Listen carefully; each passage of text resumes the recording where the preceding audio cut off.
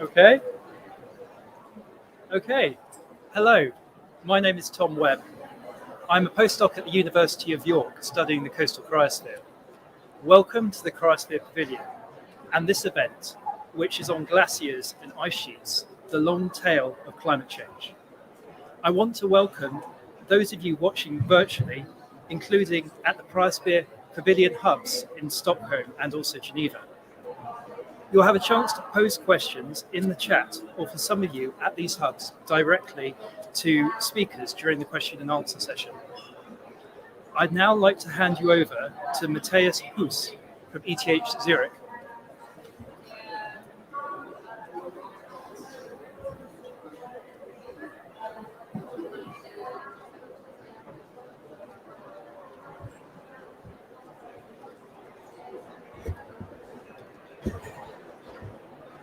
Thank you for the introduction. That was faster than I expected. So I'll give you an insight into how glaciers are responding to climate change and about our future. So I'm sorry if some of you might have seen some of the slides before already in the last session, but I also see some new faces here. So glaciers are the ambassadors of climate. Glaciers are beautiful. Glaciers illustrate climate change. They visualize it for everybody, not just for scientists. And this is why they are so important. And glaciers are changing at a tremendous speed.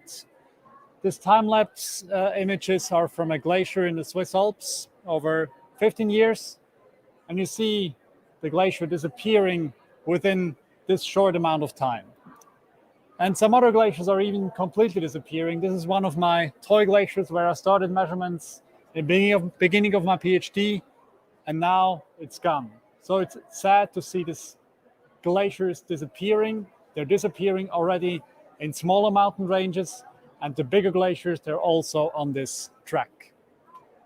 Not just in Switzerland, everywhere on Earth. This is in Alaska. Huge amount of ice going away within a short amount of time. And so the question is, are we really going to this planet without ice? So just some basics, how does a glacier work? For a glacier to work, to survive, we need some snow on top. The snow is being transformed to firn and ice. It's going down under the effect of gravity and flow into the lower parts where it is melting. So very basic and easy.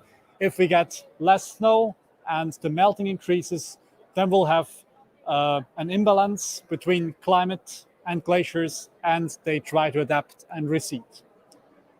How do we observe glacier change?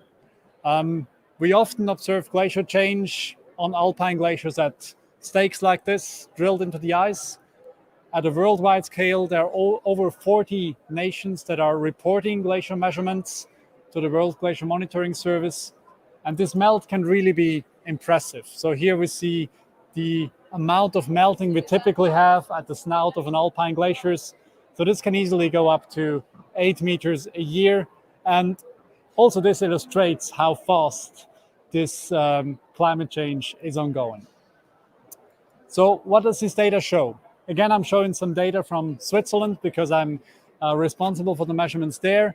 So we have the evolution in ice volume in Switzerland over the last 20 years.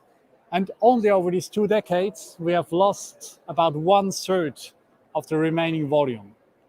And at the annual basis, we're losing something between 1% and 3% of the remaining ice volume. So meaning a loss of 1 to 3% in 1 year. So it's quite likely or probable that we're going towards zero by the end of the century. So 2020 wasn't that bad, at least in the Alps. We've lost about 1% of the remaining ice volume. If we want to go to the global scale, we need remote sensing, satellite imagery to document the changes in glaciers. And this is from a new study that has used the Aster sensor to map the elevation changes of all glaciers. Example for Iceland, where we have stable conditions on top in blue, and then stronger losses in red at the lower regions. This study has been conducted for all glacier surfaces on Earth except the 2 ice sheets. And we see just from the colors that almost everywhere on Earth, we have strong changes in glaciers, strong losses over the last 2 decades. There are few exceptions. For example, here in Central Asia, where we have one region that has experienced stable mass balances, but this anomaly has now also faded. The strongest changes are typically along the coast, for example, here in coastal Alaska or in Patagonia. If we look at annual measurements reported to the World Glacier Monitoring Service, these colors are also very clear. They show that every year changes are accelerating. So every year we're on a trend to lose even more mass, and this indicates that the imbalance between glaciers and climate is currently getting bigger, meaning that glaciers are losing more mass to try and adapt. Regarding this imbalance, I'm using this study by Ben Marseillon, who couldn't be here, unfortunately. So here we see the correlation between cumulative anthropogenic CO2 emissions and the equilibrium response of glaciers. What does equilibrium response mean? So we're waiting until the glaciers have reached a new equilibrium with climate. This takes a lot of time. For small glaciers, this can be a few years. For big glaciers, however, this can be decades up to centuries. So the glaciers have a memory and they take a long time to respond. And this equilibrium response is reached in a few years to centuries from here, depending on the region. So if we look at the present day committed mass change, so the ice mass that would disappear if we maintain present climate, we're going to lose about 1/3 of the glacier mass. If we look at committed mass change at plus 1.5 and 2 degrees compared to present pre-industrial temperatures, we're going to lose between 50 and even more, up to 60% of the current ice volume. So a lot of the glacier mass is already committed to be lost. So now going into some more detailed future projections. So we're again back in the Swiss Alps, and this is a Great Aletsch Glacier, the biggest glacier in the Swiss Alps, with 2 models, one showing no climate change mitigation with a global warming equivalent to about plus 5 degrees, and one showing strong climate change mitigation with a small warming.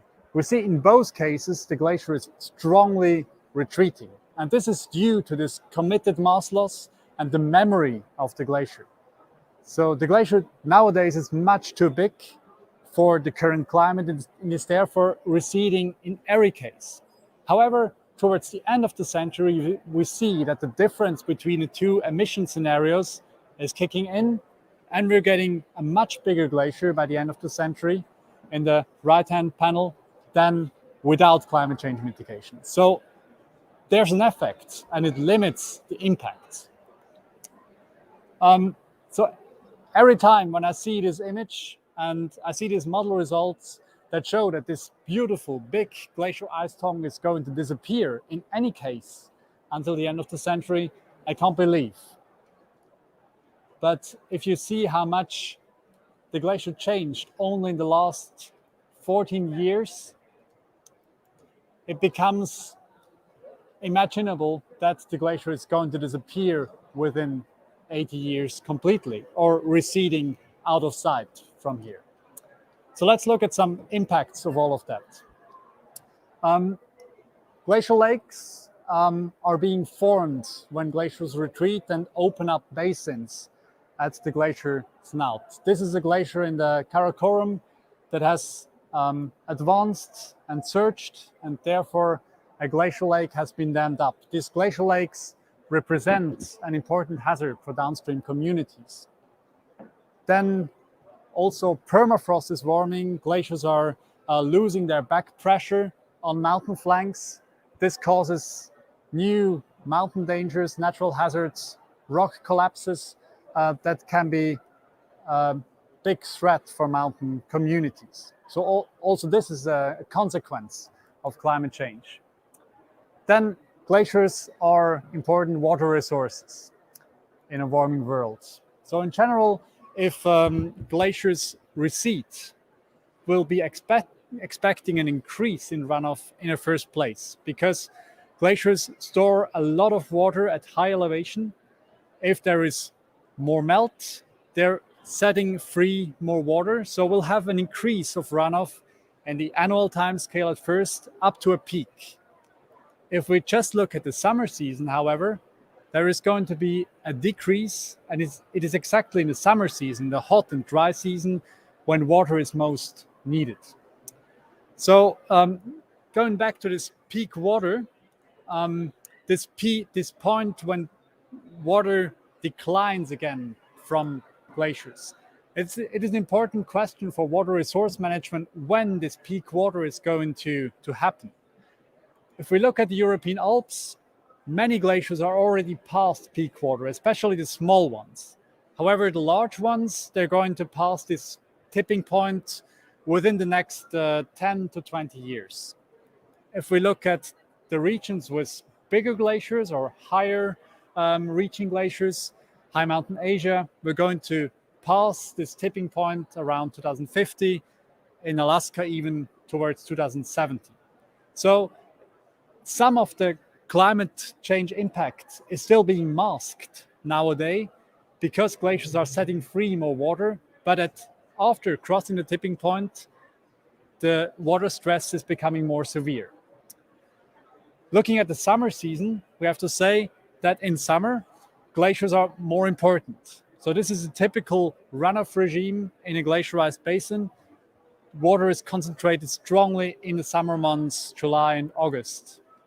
So if we look how this regime changes in the future, we'll have this increase first, and then a massive decrease in the summer season in August towards the end of the century. And this poses major problems to some bases, not to all of them, but the response is strongly dependent on local climate and how important glaciers are to runoff in the summer season.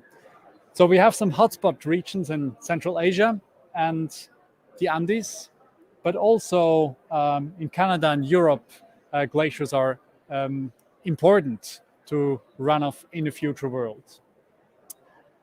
So let's come back to this climate pledges and the long-term glacier response at the global scale. So what if the Earth warms by +5 degrees? We're going to lose about 2/3 of all glaciers. If we manage to limit global climate warming by to 1 to 2 degrees, we'll still be able to save until 2100 about 1/3 of the glaciers. So there's a big range of action that is still being kept. So let's look at a bit more regional scale. If we look at the European Alps with mostly small glaciers, actually 90% of all glaciers are being lost if we have a warming beyond 3 degrees. So actually for the European Alps, it's almost too late to act, but not at a global scale. If we look to Asia, we can still, also 50% are being lost with strong mitigation, but a change can be achieved by climate mitigation. And if we look to polar glaciers, for example, those in Arctic Canada, there's a big difference between the high emission scenario in red, where we have a strong loss, and the strong mitigation scenarios on top. So there we can really make a change, and these glaciers are important for sea level rise.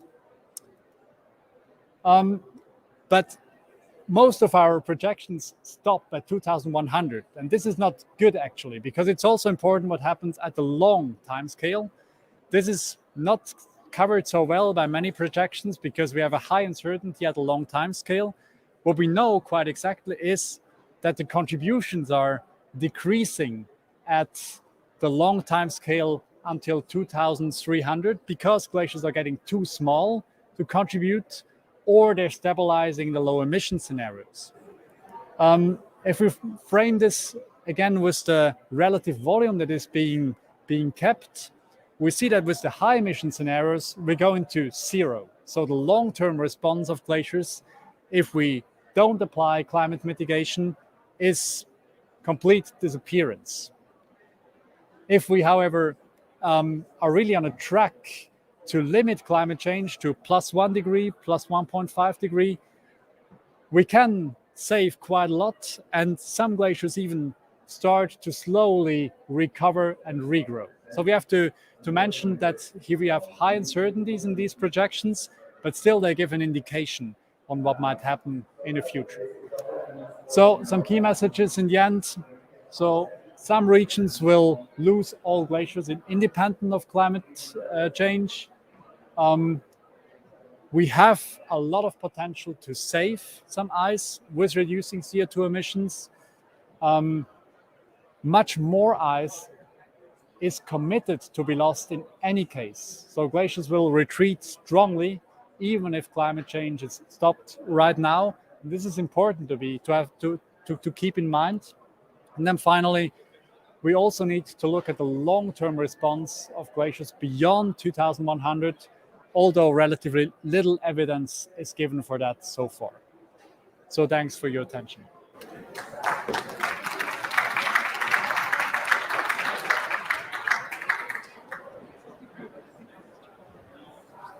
Okay, I'm handing over to John Pomeroy, who is talking about glaciers in Western Canada, as much as I know. Thank you, please.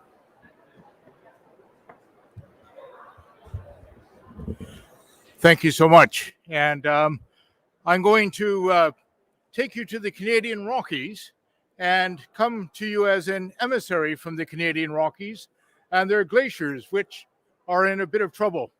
That's my office in Canmore, Alberta, Canada. I'll talk about some of the rapid glacier decline which is occurring in this region. And thank you so much for introducing the general problem that we have. The Peyto Glacier in Alberta was first photographed by Walter Wilcox in 1896 from what's called the Peyto Glacier viewpoint in Banff National Park. You can see it very clearly here. But by 1940, can't see it so well. 2008, can't really see it at all. So massive retreat going on in here. Fortunately, this is a glacier that has been well studied and is one of the index glaciers for the World Glacier Monitoring Service. It is also one that was initial part of the International Hydrological Decade for UNESCO. So substantial scientific studies occurring on Peyto Glacier by many, many scientists over a century. We have also incorporated Peyto Glacier into a fusion of science and art in the art exhibit you'll see across the hallway here, and that we'll talk about at 7:30 this evening. But here's a photograph of Peyto Glacier from its research huts in 1991. Here's that view a few years ago. Here's the view now in 2021, painted by Gennady Ivanov. The tremendous decline, deglaciation of this area has crossed a tipping point this summer because of the extreme heat wave in Western Canada.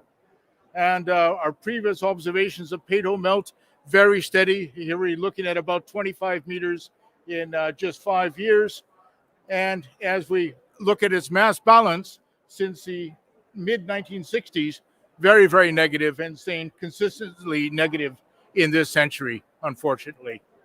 The retreat of the snout was about 2 kilometers from 1900 to 2000. It retreated 200 meters in this year alone. And I'll get into the retreat, but here's 2021 for the ice melt, and so a substantial acceleration of that. I'll skip some of the numbers, but let's get into the LiDAR imagery that we collected by drone at the snout of Peyto Glacier. Here's 2009. Watch this cliff over here as we jump to 2020. So you see a bit of retreat down in here, and look at 2021. So that's a 200-meter retreat of the snout of the glacier, which is 10 times faster than anything measured before since the 1960s, and leading to a surface change of up to 15 meters of decline over 2 years on the snout of Peyto Glacier. So very, very rapid. It's a tough story. So we're looking at a deglaciated future in the Canadian Rockies, a UNESCO World Heritage Site built partly around its glaciers. And of course, an area supporting the Columbia River, the Saskatchewan-Nelson River, the Mackenzie River, to 3 oceans from this high region. And when we start modeling the future stream flow from Peyto Glacier, the loss of the glacier, the shift in timing, very similar to what we saw in the earlier slides. It's the same miserable story, even though there's a substantial increase in precipitation in this region. According to the models, that would be fortunate. There's a substantial decrease in runoff because of deglaciation. So we'll wrap up there. There's a few data publications. Open access is critical. And we're going to see the demise of Peyto, unfortunately, I think, in this decade. Thank you.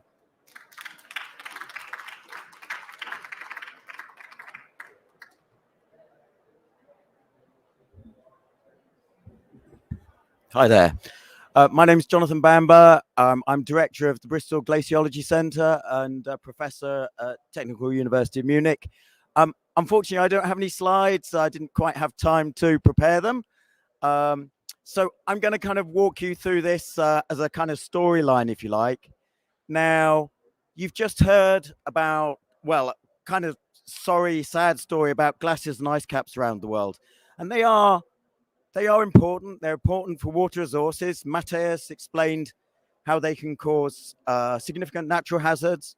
But if we're interested in their, excuse me, I'm losing my voice as well. If we're interested in their sea level contribution, then, that has been important over the last century. But if we melted all glaciers and ice caps around the world tomorrow, their contribution to sea level rise would be 40 centimeters. Now that's a significant contribution. That's important, but it's dwarfed by the great ice sheets that cover Greenland and Antarctica. And I'm going to walk you through some of the numbers and the storyline of what's been happening to Greenland over the last few decades and what's likely to happen to it over the next centuries if we carry on our current trajectory, and even if we don't take really drastic mitigation action now. And then Rob DeConto is going to talk to you a little bit about Antarctica. So Greenland, it's the largest ice mass in the Northern Hemisphere. If you melted Greenland, the Greenland ice sheet tomorrow, you'd raise global sea level by 7.4. Brilliant, thanks. A lot of talking today. Yeah, that's better. By about 7.4 meters. Now, nobody's suggesting that's going to happen tomorrow. But, I mean, the picture for the Greenland ice sheet is kind of what we've just seen for glaciers, except it's happening it will happen over a much longer time scale. If we look at the satellite record for Greenland over the last 50 years, we see that it was really rather stable until about 1990. And one thing I forgot to mention is that the Arctic is warming at about 2.5 times faster than the rest of the planet. That's due to something called polar amplification.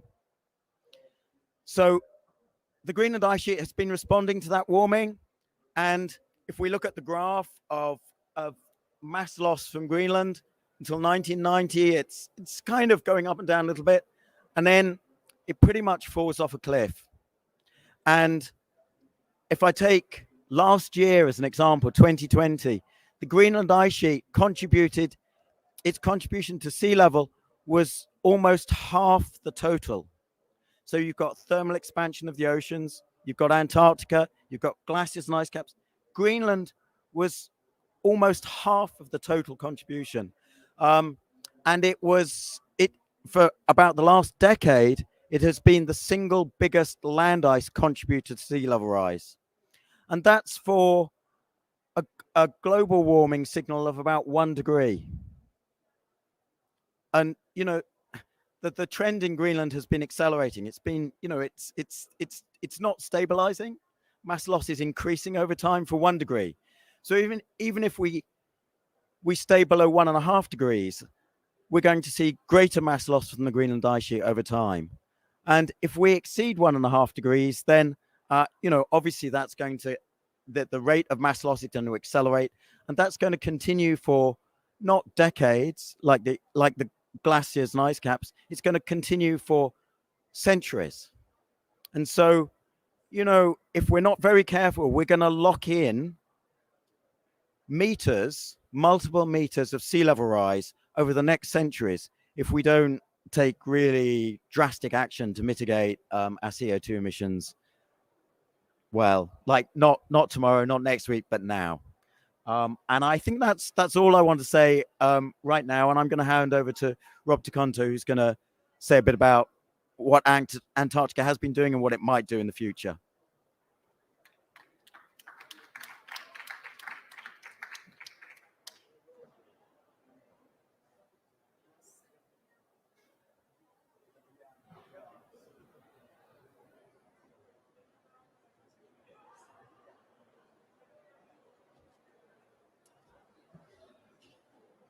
Thanks, Jonathan. That was a perfect setup.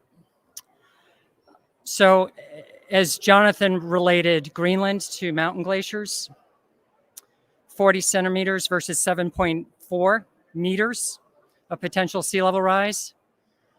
Antarctica has 8 times the potential to raise sea level than Greenland, about 57 meters.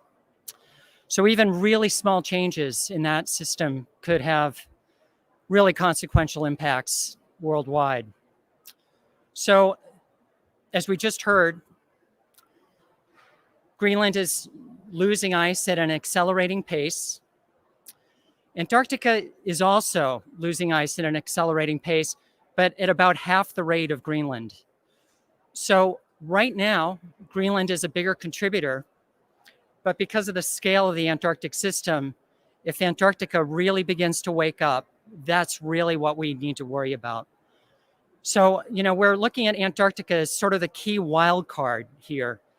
It's really difficult to predict what it's going to do, the ice sheet, in part because unlike the mountain glaciers and most of Greenland, Antarctica is today being impacted by warming ocean temperatures around the edges and under the fringes of the ice sheet itself. So it's interacting with the ocean. The ice sheet in Antarctica, most of it is actually flowing right out to the ocean's edge and then beginning to form floating ice tongues out into the ocean, the Southern Ocean, and then calving happens and pieces of the ice sheet break off. That system has been really difficult from a modeling perspective to be able to make confident predictions about what it's going to do. We're making progress. That's what I've been have spent the last couple of decades of my career working on, is trying to understand those interactions. So this system of Antarctica with 57 meters of potential sea level rise locked up in this massive continental scale ice sheet with a third of the ice sheet resting on rock that is below sea level, in places more than 2 kilometers below sea level. So as the ice sheet, if it were to begin to retreat back into the continental interior, it's still going to be interacting with the ocean. And those dynamics, and I'll talk about this with some slides tomorrow, for those of you who want to see some visuals of the system and why it's difficult to make projections about the future. So we have developed models to try to say something about the Antarctica's future. And what we're finding is that really the critical tipping point for the Antarctic system, because the ice sheet is actually flowing out into the ocean all around the continental margin, is the fate of the floating parts, this little sort of apron of floating ice around the continent. That floating apron of ice is really critical to the Antarctic ice sheet, because in places where that floating apron of ice touches the seafloor, maybe on bathymetry on the bottom, poking up into the bottom of these floating extensions of the glacier flowing out into the ocean, that provides some resistance. It slows the flow of the ice sheet into the ocean. So we think that really the key tipping point for understanding the future Antarctica's fate in terms of the ice sheet and sea level rise is when and if these floating ice shelves around the fringes of the continent break up, allowing the ice sheet to begin to flow faster out into the ocean. So this is very much a global warming question, because the timing of when it's going to be warm enough in Antarctica, not only for the oceans to be able to attack these floating ice shelves from the bottom, but we're worried that if global warming gets away with us to the extent where in the summer it starts to go above freezing around the fringes of Antarctica and above these floating ice shelves, then these ice shelves that are resisting the flow of the ice sheet out into the ocean today are going to be attacked both by the ocean from below, a warming ocean from below, and now they could start to become covered with meltwater on the surface. And the few times that we have seen really extensive meltwater cover on ice shelves in Antarctica, those ice shelves did not last very long. They broke up. And they broke up because the liquid water on these ice shelves gets into crevasses, it moves around and it flexes the ice shelf, and the ice shelves can break up. So when we start to see temperatures in the summer around the edges of Antarctica that are going above freezing, and we start to see meltwater, and we'll be monitoring this with satellites, we start to see meltwater ponds on these ice shelves fringing the continent, we have a lot to worry about. Now, the global mean temperature threshold, where we might start to see meltwater ponds on these Antarctic ice shelves, varies from climate model to climate model. If we follow a high emission scenario, some climate models are predicting that within this century, we'll begin to see summer temperatures going above freezing in the summertime. Now, the amount of meltwater that you get forming on an ice shelf rises exponentially with temperature once the temperature reaches a threshold of roughly 0 degrees Celsius in the summertime. So once you go to 1 degree or plus 2 degrees of summer warming, you start to produce enormous amounts of melt. And we don't want that to happen. So what we're finding in some of the models is if we were to be able to reach the aspirations of Paris, keep global mean temperatures within 1.5 degrees Celsius, the pre-industrial, we're not seeing extensive meltwater on these ice shelves.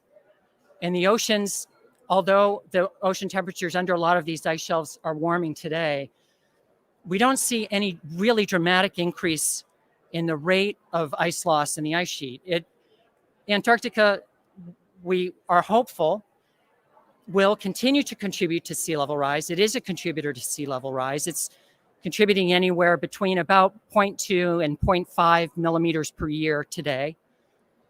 It will continue to contribute that sort of low level of sea level rise.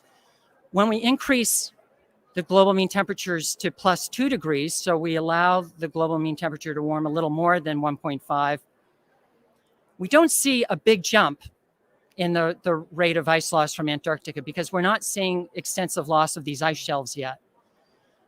But if we follow the current nationally determined contributions, the current commitments, and allow global mean temperatures to reach somewhere around plus 3 degrees by the end of this century, then we're getting very different results out of the models. And it's because we're starting to see this meltwater forming on the ice shelf surfaces.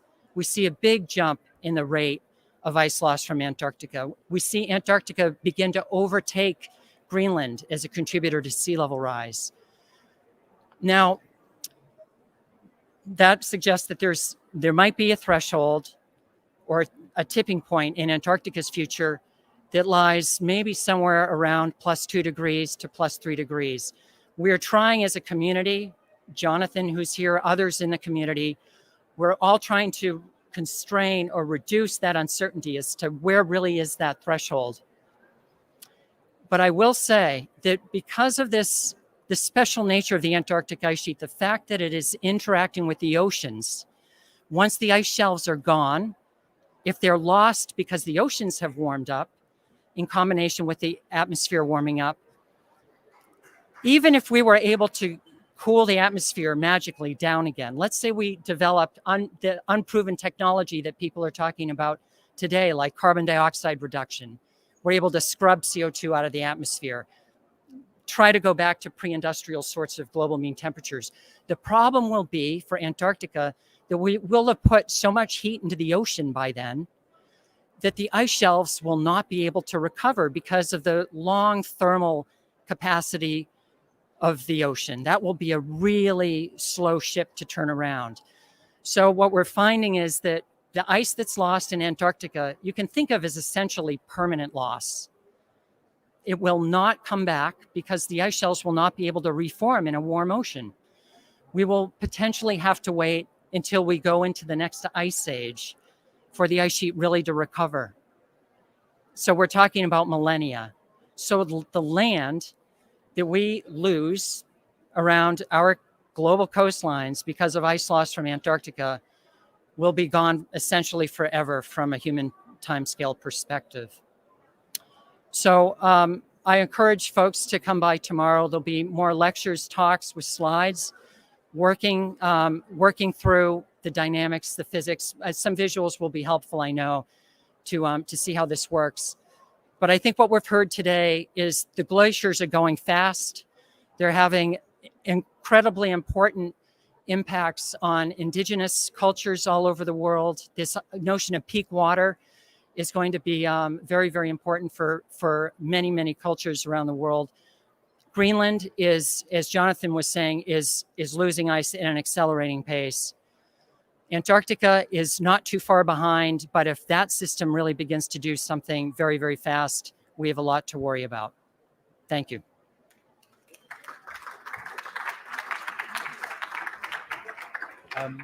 Thank you very much to all our speakers. I'd like to get them all up here to have a quick session where they can ask each other questions and they can discuss and debate on their topics.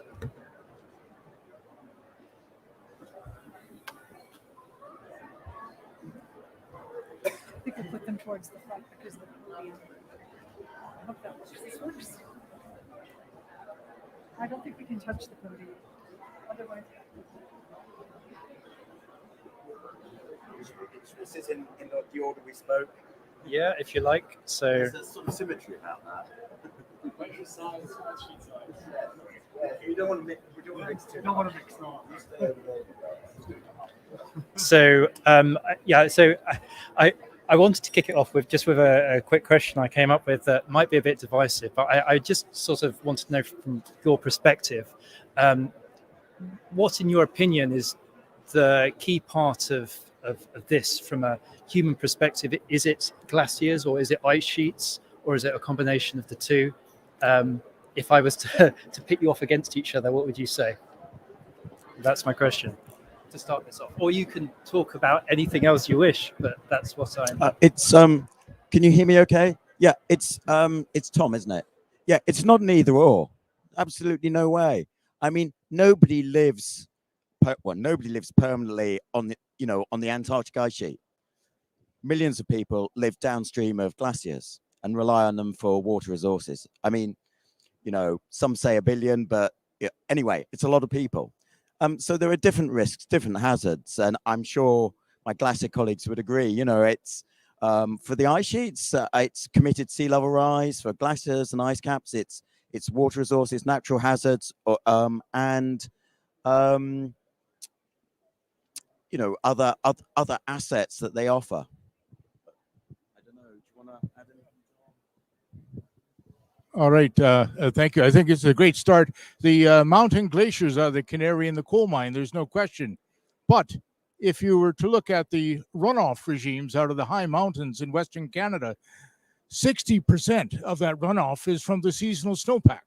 And so we need to include that seasonal snow cover, which covers the vast boreal regions around the world as well, as part of this whole equation of the complete terrestrial cryosphere in this case. But so the seasonal snow cover is going first, the mountain glaciers follow, the Greenland ice sheet follows, the Antarctic ice sheet follows. It's that dreadful sequence that we're on.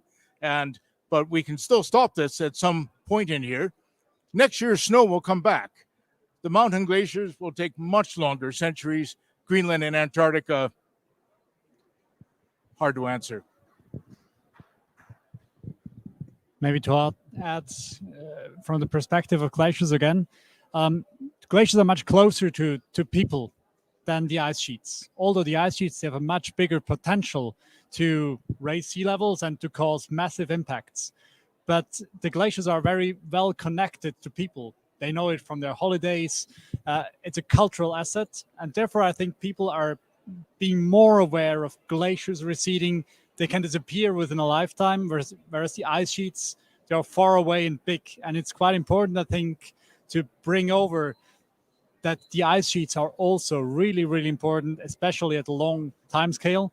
But this is more difficult, I think, than getting over the importance of glaciers to people. We should have hand sanitizer, shouldn't we? This is very... We'll probably get chucked out. So I think we're good. we're good. I think we're underappreciating the contribution to sea level of mountain glaciers. 40 centimeters is a lot of sea level rise. 40 centimeters will make, it'll make some places around the world uninhabitable. It will drive retreat in some places. It will make the frequency of flooding from storm surge exponentially higher in places where it's just beginning to occur today. So it's not just about the water resources. It's going to be an important, more in the near term, contributor to sea level rise. And then, as you know, Jonathan and I were just noting that once those 40 centimeters are contributed, if we do lose most of the mountain glaciers, it'll be Greenland and Antarctica that provide the storyline. And those will be very big numbers.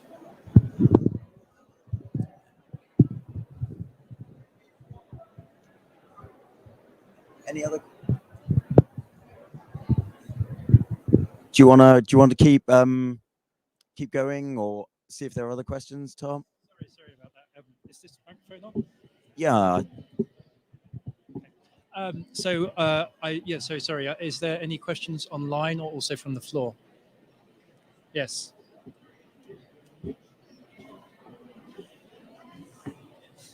Thank you very much for your presentations. My question is related to the decrease of glaciers. So, like for instance, in Switzerland, and their impact on hydropower generation. Because as we saw, we will have a decrease in the runoff, and so how this can affect hydropower generation. Thanks. Well, the question is not that simple to answer, because hydropower is basically putting the water into big reservoirs, and in these reservoirs the water can be stored, kind of replacing the function of glaciers. Glaciers are a seasonal water store in some way. Therefore, the effect on hydropower production is more related to the annual runoff than to the seasonal summer runoff that is decreasing. And the annual runoff is not actually decreasing. It's first increasing up to peak water and then decreasing again. So regarding annual runoff, there is no actual shortage of water that we need to expect, and therefore also not a big decline in hydropower. Although it's important where we are regarding this peak water. If we are before peak water, we need to be careful because water is going to decrease in the future. If we are behind peak water, water is already decreasing. So it depends a lot in terms of planning hydropower, where you are with respect to peak water, but we're not expecting a complete loss of hydropower production in alpine mountain ranges.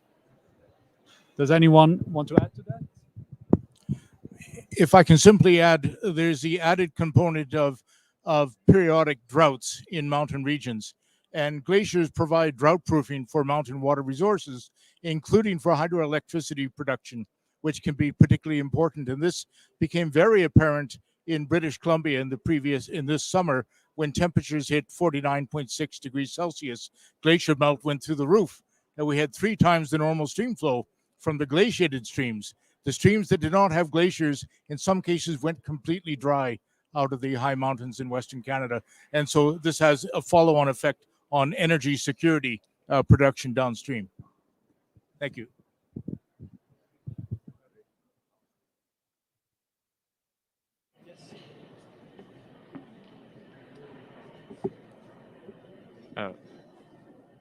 It was just to know if you were positive about the situation and if you feel like because you made us feel the emergency of the situation concerning the cryosphere, and it was to ask if you feel positive and optimistic concerning this cryosphere, the future of this cryosphere, and if you feel like the government helps you, or if you feel abandoned, and if you feel that they don't hear the emergency.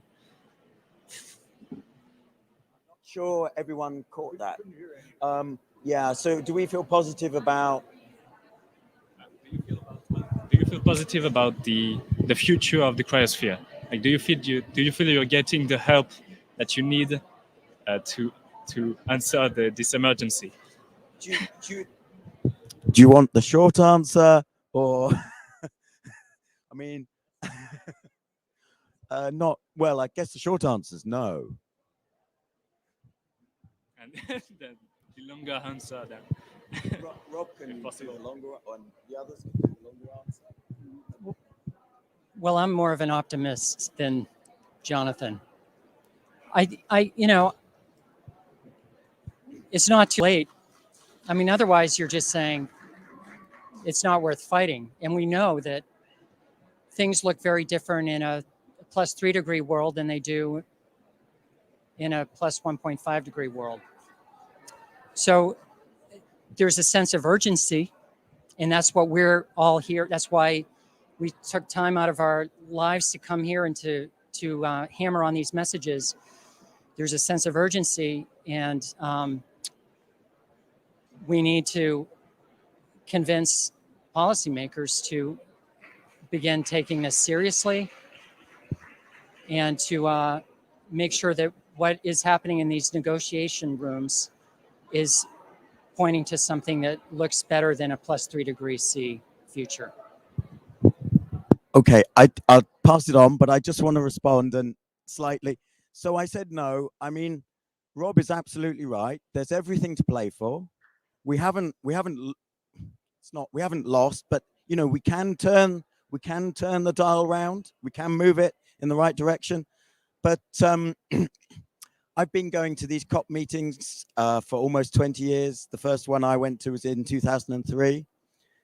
And so, I don't know, got a little bit jaded over time, and, you know, not much has happened in those 20 years. I'm not saying it's not going to happen here. And Paris was a big step forward, made a big difference. It was a really important step in the right direction, but we're such a long way from where we need to be.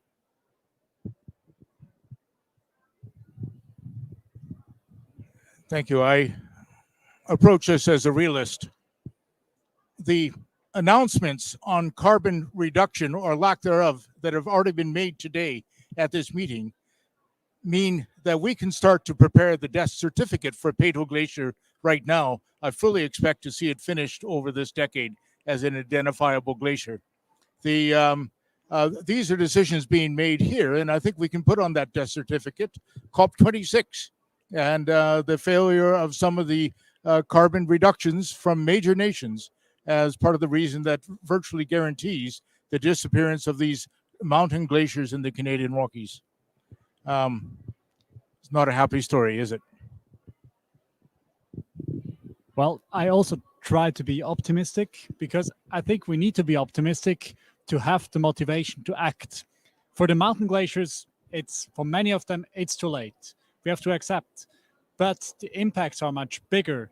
For the glaciers or the ice sheets, we can still save at least part of them. And this is what we need to achieve. And this is why we all need to be optimistic, I think. Because if you're pessimistic, you're not acting. And this is what we also need to convey to the politicians. So please go ahead, please be optimistic and try to achieve the best you can.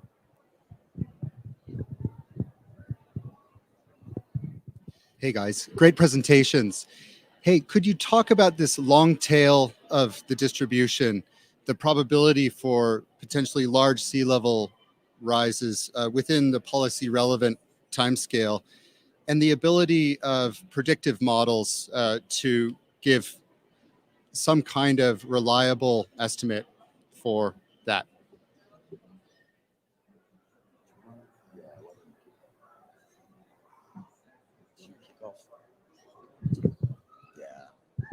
Yeah, start with that. So it's largely coming down to this Antarctica question. What is Antarctica going to do? Is it really going to wake up and start just putting a lot of ice into the ocean? As a community, there have been some instabilities, potential instabilities in the ice sheet itself that can put a lot of ice into the ocean really fast. We're not sure if these instabilities kick in and begin to take off, whether or not they will have some sort of negative feedback mechanism within them so that it's not an ongoing, unstoppable thing. So ice flows like a river toward the ocean under its own weight, but it also has brittle properties. It breaks. And we've all seen these dramatic, beautiful movie clips of huge calving events in the really impressive Greenland outlet glaciers, for example, where the ice is flowing into the ocean. So ice in a fjord like Jakobshavn, the ice is almost a kilometer thick. It's 10 kilometers wide. It's a huge glacier. And that glacier has lost its ice shelf, like I was talking about before. It used to have an ice shelf. And after it lost its ice shelf, the glacier started to flow faster out into the ocean, and it started to break up. So that even though it started to flow faster, the calving, the breaking at the edge of the glacier actually made the edge of the glacier retreat. It's still retreating today back into the interior of the Greenland ice sheet.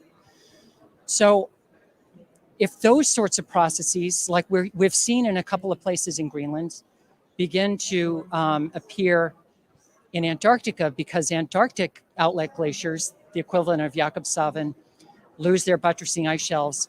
And not only does the ice start to flow faster into the ocean, but it also starts to break faster and contribute icebergs to the ocean. That can make a lot of sea level rise very fast. But these are very, very uncertain processes. We have very limited observations of them. They're very, very difficult to model. We're still using very crude treatments of the physics in the models that we're trying to use to make projections. So the result has been that the models that include those processes in a really warm future produce enormous amounts of sea level rise. The ones that don't include those processes, and most of the models that we're using, the IPCC is relying on, don't include these processes, much less sea level rise from Antarctica in the next century. So what do you do with that? You can think about a PDF, a probability distribution function with a very long tail. There might be an outlying really high sea level rise outcome because of Antarctica and these instabilities kicking in. Maybe that's a very, very low probability of happening, but if it were to happen, it would have catastrophic consequences for the world. And it's a really interesting question, because the science hasn't been able to eliminate the tail and say that's not going to happen with all certainty. It's still a scientific possibility. So the IPCC is thinking, what do we do with this? And what the way that they're treating it right now is they show the projections from all the models without those processes, and then they show a separate dashed line representing, well, if these processes actually kicked in, sea level rise could look like this, and it goes way off the chart. This is what keeps me up at night. Jonathan is, and he'll speak to this next, because he's been very involved in I think, coming to the realization that there's a physical possibility that these processes could produce an a really terrible sea level rise outcome. We just don't know with enough certainty quite yet. This is an area that the science needs to invest, to me, a lot of resources in getting to the bottom of, to improve the physics and our understanding of these processes. Because the numbers that we're talking about are, in the year 2100, for example, you include these processes, you could get an extra 30 or 40 centimeters easily of sea level rise just from Antarctica in the year 2100, and would be adding that onto the mountain glaciers into Greenland. In the year 2200, it's on the order of meters. 5 meters from Antarctica wouldn't be out of the question. If Antarctica starts to look like Greenland and its glaciers start to behave like Greenland glaciers, and that becomes widespread, we're talking about meters of sea level rise on century timescales.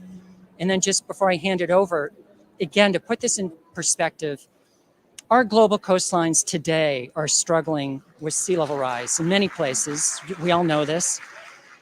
And the global average rate of sea level rise, we're still measuring in millimeters per year. It's like roughly 4 millimeters per year. Antarctica alone could potentially contribute sea level rise that we would be measuring in centimeters per year, an order of magnitude faster. So it's not even about sea level rise of X meters in the year 2100, but you have to think about, what does the year 2100 look like with high sea level, and sea level is rising by like 5 centimeters a year every year. What does that mean for geoengineering of our coastlines, and for infrastructure, and for cities, and for migration? And our infrastructure that we're investing around our global coastlines has a lifespan of more than 100 years. We have to start, I think, also, because of this not only the long tail of the distribution of the outcomes, but the long tail of the irreversibility of the big ice sheets. We have to have a long time scale perspective too, and start thinking that the world is going to exist in the year 2100 and beyond. The year 2100 is this generation, a lot of them. So we really need to think about these really dramatic potential outcomes, but the uncertainty is still very high. How are we doing for time, Tom? Are we okay? I just a couple of points to follow on from Rob. What Rob was describing is what we call low probability, high impact events.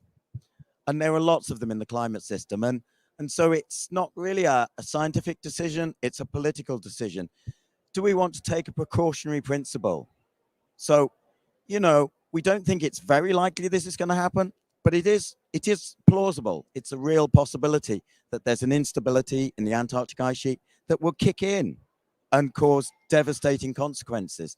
Just to put it into context, I mentioned this in a talk this morning, 2 meters of sea level rise. So, we were talking about, maybe, 2 meters of sea level rise is not impossible by 2100, depending on our trajectory, what decisions are made at this meeting. That will flood every year around 630 million people. That's 1/10 of the population of the planet. The consequences of that to social order are just unimaginable. I mean, really, we're talking about the breakdown of civilization. And so, politicians need to decide, okay, we don't know all the science, but there's a real chance, a non-zero probability, significant probability that these really bad things will happen.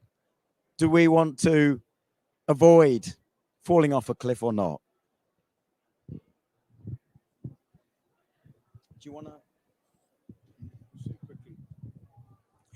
Risk is something that hydrologists, economics, engineering deals with all the time.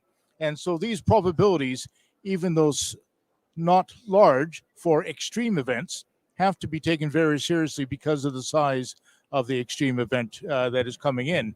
And if an economist were to take that into an economics model and do their usual calculations for discounting the value of future populations, the demise of all the coastal cities around the world is still going to be a massive impact, enough that suggests that it makes economic sense to start to take action right now.